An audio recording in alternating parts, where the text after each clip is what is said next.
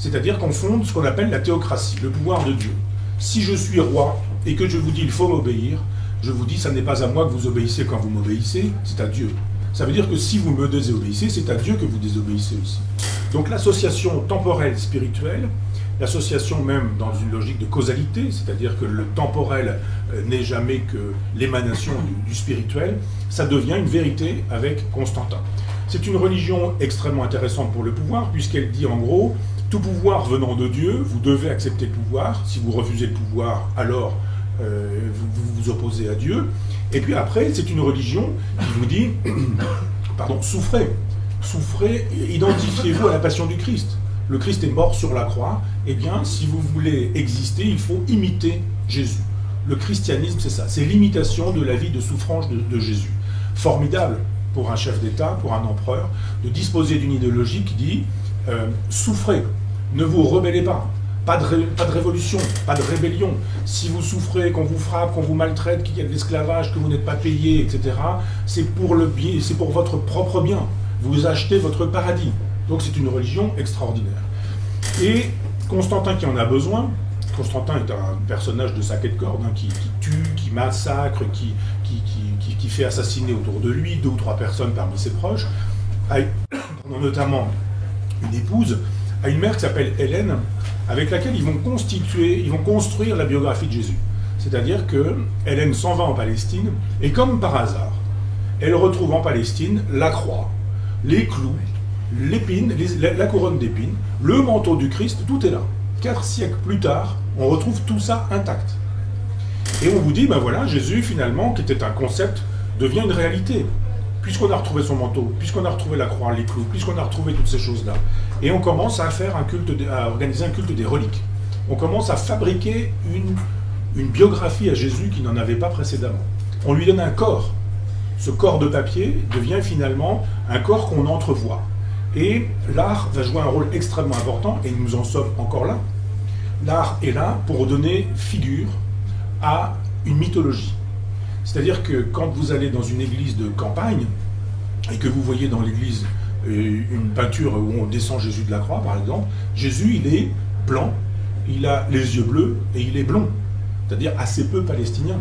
Si Jésus avait existé historiquement, il aurait ressemblé à Yasser Arafat. C'est-à-dire, il aurait eu la couleur de peau de Yasser Arafat, il aurait eu les cheveux bruns bouclés de Yasser Arafat, il aurait été un Palestinien, il aurait été un Arabe, il aurait été un Sémite, il aurait été un Oriental, physiquement. Or, le Jésus de la peinture, regardez-le, c'est un grand blond aux yeux bleus, très européen. Et assez peu, probablement, palestinien. Donc on voit bien qu'il y a un concile, et les conciles, ce sont les dispositifs qui permettent de décider de ce que va être la religion, qui permettent à des évêques de se réunir. Alors certains sont illettrés, certains sont mariés avec 2 ou 3 femmes, certains ont fait de la prison. Les évêques à l'époque, ce sont des soudards et des malappris, et ils vont se réunir, pas plus que vous là, à l'instant, et ils vont décider de ce que va être l'Église. Ce qu'elle va faire, ce qu'elle ne va pas faire. Jésus n'en a rien à faire du mariage. Il a des prêtres. Il n'a jamais dit, il me faudra des prêtres, il faudra que les prêtres soient célibataires, pas de préservatif, et je suis d'accord avec la bombe atomique, pour cause. Donc ce sont les conciles qui, au fur et à mesure, vont fabriquer l'idéologie de l'Église et vont décider des grandes orientations de l'Église. C'est-à-dire que le christianisme ne se constitue pas sur Jésus, il se constitue sur le Christ et sur Saint Paul. Jésus est un homme de paix, de tolérance et d'amour, si on en croit la mythologie. Saint Paul est l'homme qui dit qu'il faut réaliser tout ça par le glaive, par l'épée. Donc le christianisme, il ne s'inspire pas de Jésus, il s'inspire de Saint Paul. Et à partir du moment où le concile se réunit et examine la question des images, eh bien, l'Occident se constitue. Pour quelle raison ? Parce qu'il y a à l'époque une querelle qu'on appelle la querelle des iconoclastes et des iconophiles. L'icône, c'est l'image. Donc iconophile, c'est qui aime les images. Iconoclaste, c'est qui brise les images. Il y avait des premières représentations du Christ qui étaient faites sur des peintures. Quand on se met à genoux devant une peinture du Christ, et que le Christ est Dieu, qu'est-ce qu'on adore ? Est-ce qu'on adore Dieu ou est-ce qu'on adore une peinture ? Certains disent en fait, c'est du fétichisme, c'est du paganisme. On est à genoux devant une peinture, donc c'est de l'idole.